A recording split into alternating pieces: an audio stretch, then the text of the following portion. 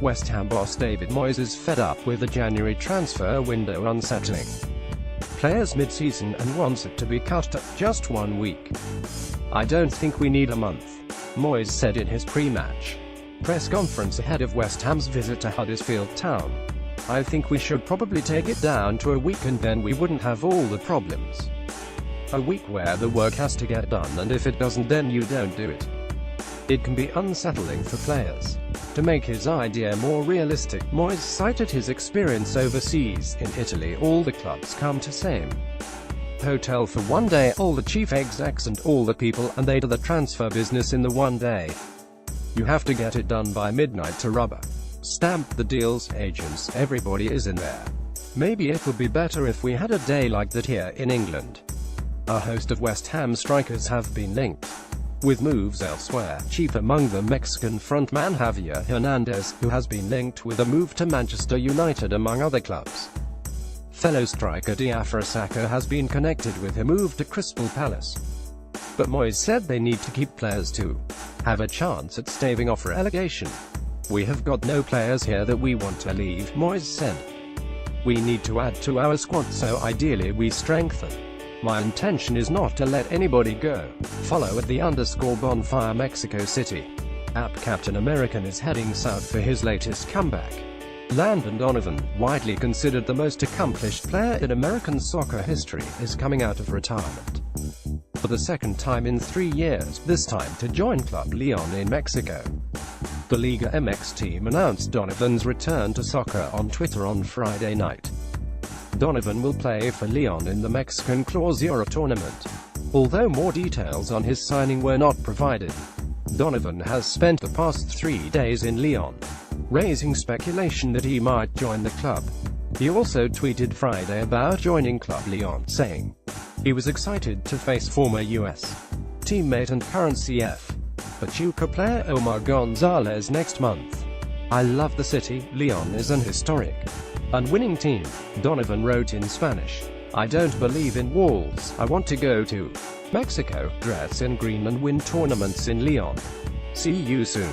Donovan is the third player signed by Leon for the Clausura tournament, along with Argentinian Emmanuel Chaconi and Jamaican Giles Barnes. The 35-year-old is the career scoring leader in Major League Soccer and for the U.S. national team. He returned to the LA Galaxy of Major League Soccer in September of 2016 following a 21-month retirement and appeared in 9 games. He hasn't played professionally since November 6, 2016. Donovan played in 3 World Cups: South Korea and Japan 2002, Germany 2006 and South Africa 2010. He also played in 6 Gold Cups and won 4 titles. He scored 57 goals playing for the U.S.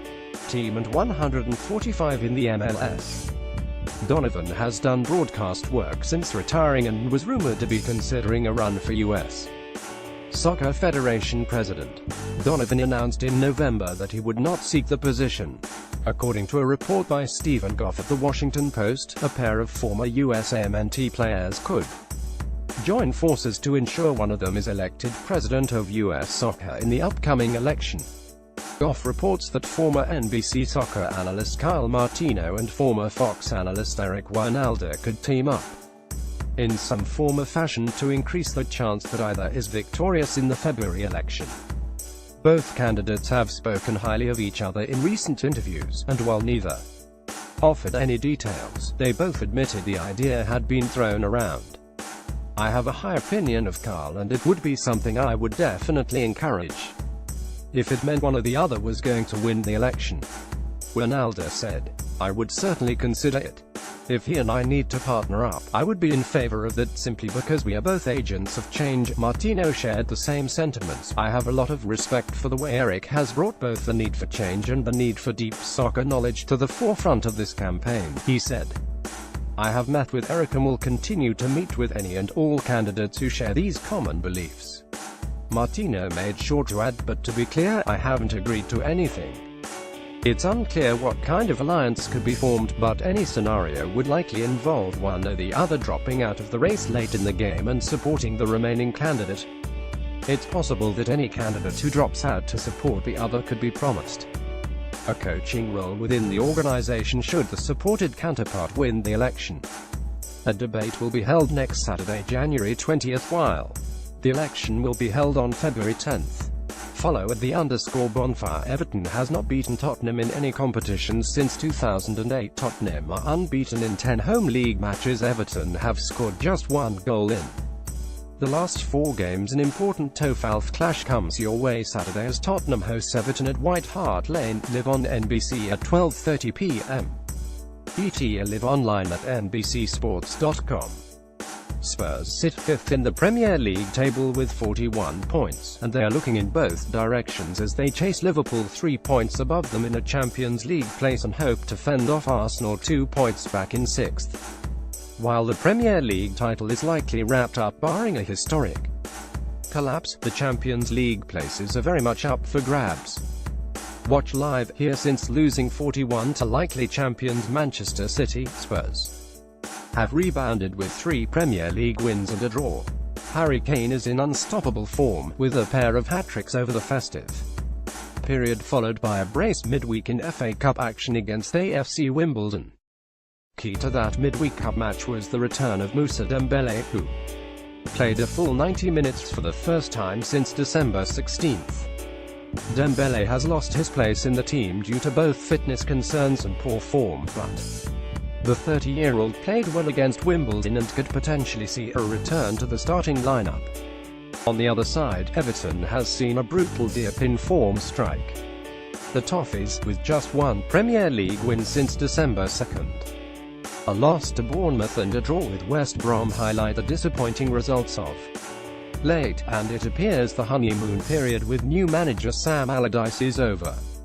However, they could receive a boost as new signing Cenk Tosun, a 26-year-old Turkish international, could make his first Everton appearance as the Toffees look for help up front.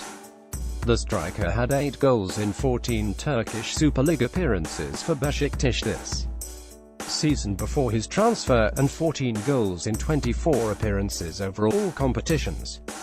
Everton is starved for goal-scoring prowess, with just 1 goal in the last 4 matches.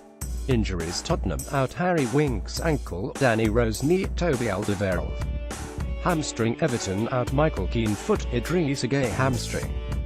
What they're saying Tottenham manager Mauricio Pochettino on the potential for new signings. Until today, now, no one is close to arriving in this transfer window. Maybe in 5 minutes something happens. But until now, before the press conference, nothing is close. I'm not concerned, not worried. I think we're working, and of course we're awake about the market. If something's available in the terms that we can take, of course we're going to do it. Everton manager Sam Allardyce on balancing Everton's weaknesses. I think the service provided in the final third is one of our weaknesses and why we're not scoring enough goals. We don't have enough natural goal scorers, so we have to try and work on that without losing our defensive qualities. Prediction: Cenk Tosun is a quality signing and will help Everton up front, especially against a defensively depleted Spurs, but they won't be able to contain the home side all game, and this ends up as a 11 draw that is disappointing for both sides. Follow at _bonfire. Arsenal manager Arsene Wenger said that he still believes Mesut Ozil and Jack Wilshere will sign new contracts at the club, but admitted that Alexis Sanchez will depart at the end of the season at the latest. Thus, he also admitted Arsenal is facing a rebuild, with the Gunners slowly slipping down the table in recent years and their superstars dragging out contract negotiations. There is still an opportunity for him Ozil to stay. That's very much open, Wenger said in his pre-match press conference ahead of Sunday's match at Bournemouth. It looks like Sanchez will not extend his contract, but we want to keep Jack, and we have an opportunity maybe to keep Ozil. So the rebuild will be less deep than if all 3 left. More Chelsea vs Leicester City preview. Arsenal finished 5th in the Premier League last season and currently sits in 6th, leaving the Gunners with no other choice than to ponder the current squad makeup. With Sanchez, Ozil and Wilshere all out of contract this summer, Arsenal has taken flak for allowing the best players to reach this perilous point. Sanchez in particular has been poorly managed, with the Chilean prepared to either leave for a cut rate price this winter or leave for free in the summer. These guys want to win, and they want to make money as well, Wenger said, speaking of Sanchez. So they want a combination of the two, which big clubs can give them. Incidentally, Sanchez won trophies with us, so he wants to fight as well for the Premiership. That's normal when you're at that level. Mesut Ozil has had a hot and cold season for Arsenal, a microcosm of his career at the Emirates. Jack Wilshere has come back strong from a spell of injuries and alone at Bournemouth, and playing some of the best soccer of his career over the last few weeks. Follow @the_bonfire.